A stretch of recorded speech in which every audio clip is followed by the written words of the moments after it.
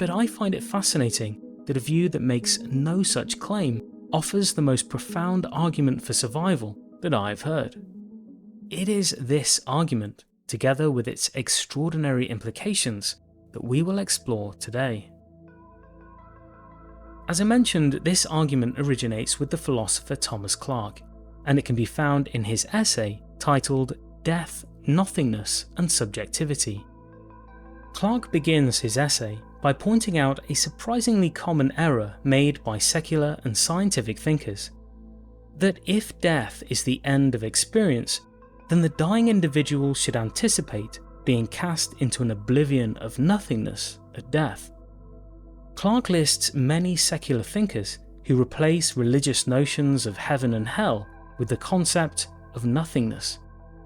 Clarke points out that many secularists have mistakenly depicted death as though it were a kind of positive nothing, an eternal situation into which the experiencing subject is plunged as though into a dark ocean at the moment of death.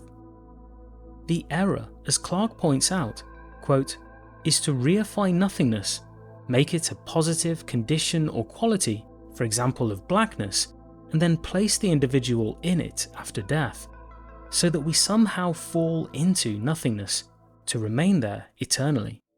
End quote. Clarke is far from the first to point out this logical fallacy. Over 2 millennia ago, the Greek philosopher Epicurus wrote, quote, "Death is nothing to us. When we exist, death is not, and when death exists, we are not." End quote. Clarke argues that when we dispense with this flawed idea that a kind of positive nothing awaits us at death, a strange and counterintuitive picture emerges, a new conception of immortality. Immortal consciousness.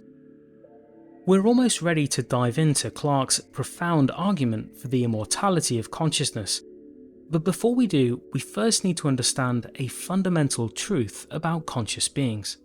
Clarke calls this truth personal subjective continuity.